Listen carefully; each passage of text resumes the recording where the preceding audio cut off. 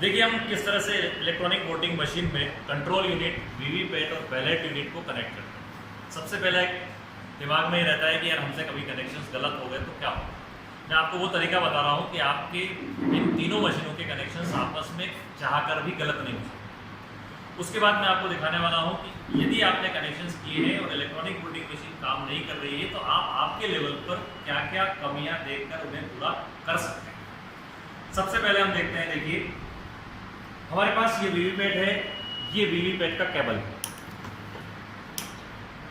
ये हमारे पास ballot unit है और ये बैलेट यूनिट का केबल है, और ये है कंट्रोल यूनिट। इस कंट्रोल यूनिट में कोई केबल नहीं है, केवल एक सॉकेट है।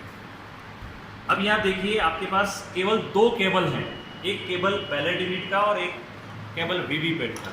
इस कंट्रोल यूनिट में केबल नहीं है, ठीक है। अब कंट्रोल यूनिट में सॉकेट है, मतलब एक केबल इसमें लगना है। एक सॉकेट आपका है इस वीवीपैट में, यहाँ पर यहाँ आपको लगाना है। इन्हें सॉकेट दो हैं और पिने दो हैं। अब प्रश्न ये आया कि कौन सा पिन किस सॉकेट में जाएगा। आपको कुछ भी नहीं सोचना है। देखिए ये केबल वीवीपैट में से निकल रहा है, यानी ये पिन वीवीपैट के सॉकेट में तो नहीं लगेगा, इतना तो तय हो गया। जब ये तय है कि ये केबल इस सॉकेट में नहीं जाएगा तो इस केबल को कहाँ जाना है, बिल्कुल तय हो गया कि ये केबल आपकी किस में कनेक्ट हो जाएगी, इस कंट्रोल यूनिट में। सबसे पहले हम इसको कंट्रोल यूनिट में कनेक्ट कर दें। देखिए कनेक्ट करने का बिल्कुल सिंपल सा तरीका, जैसा मैंने अभी आपको बताया था। रेड को रेड से मिलाइए और ब्लैक को ब्लैक से मिलाकर ऊपर से हल्का सा प्रेस कर दीजिए। ये देखिए प्रेस किया, आवाज़ आई, ये केबल आपकी कनेक्ट। ये आपका कनेक्शन हो गया इस कंट्रोल यूनिट का वीवीपैट के साथ। दूसरा केबल हमारे पास बचा है बैलेट यूनिट का। इस बैलेट यूनिट को लगाने के लिए अब सॉकेट हमारे पास एक ही बचता है और वो है आपका वीवीपैट में। तो देखिए हम वीवीपैट में इसको कनेक्ट कर देंगे इस तरह से, रेड पोर्शन रेड की तरफ, ब्लैक ब्लैक की तरफ, और इसको प्रेस कर दें। ये आपका कनेक्शन प्रॉपर हो गया। अब ये किसी भी तरह से कनेक्शन में कोई मिस्टेक नहीं। तो यहाँ आप एश्योर हो जाइए कि आपसे इलेक्ट्रॉनिक वोटिंग मशीन के कनेक्शन उल्टे हो गए। अब बात आती है कि इलेक्ट्रॉनिक वोटिंग मशीन के कनेक्शन कर दिए, अब भी ये नहीं चल रही है, तो क्या कारण से? केवल उसके तीन कारण हैं। सबसे पहला रीजन तो ये है कि जब आपने यहां पर इस वीवीपैट की केबल को लगाया तो आप यहां इंश्योर कर लें कि इस पिन के ऊपर एक स्लाइडिंग स्विच है।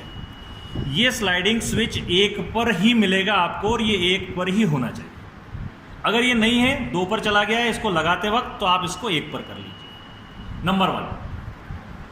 दूसरा है आपका कि आप जब इसको कनेक्ट कर रहे हैं तो पावर ऑन करने के पहले आप इस वीवीपैट का ये नॉब जो है ट्रांसपोर्टेशन मोड में आड़ा है, इसको आप वर्किंग मोड में कर दीजिए। अगर ये ट्रांसपोर्टेशन मोड में होगा तो भी नहीं चलेगा। और तीसरी चीज हमारे पास आती है कि इस बैलेट यूनिट का ये जो स्विच है, यहाँ पर जो ड्रम बिल है, अगर आपके यहाँ एक बैलेट यूनिट काम में आ रही है तो यहाँ पर 0-1 होना चाहिए।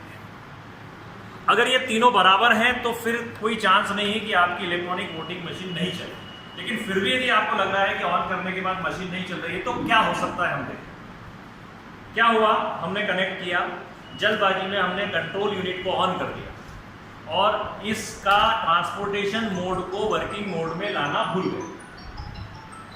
अब जब हम ट्रांसपोर्टेशन मोड को वर्किंग में लाना भूल गए और मशीन ऑन कर दिया, अब आपकी मशीन नहीं चलेगी, वो कहेगा रिप्लेस वीवीपैट।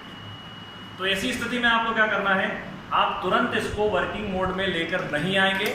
आपको करना है सबसे पहले इस कंट्रोल यूनिट का स्विच ऑफ, उसके बाद आप इसको वर्किंग मोड में लेकर आइए और फिर कंट्रोल यूनिट का स्विच ऑन करिए।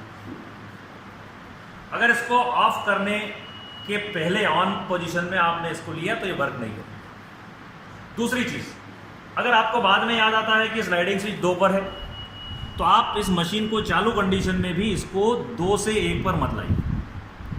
आप पहले कंट्रोल यूनिट को बंद करिए, कंट्रोल यूनिट को बंद करके स्लाइडिंग स्विच को 2 से 1 पर ले आइए, आपकी मशीन ऑन हो।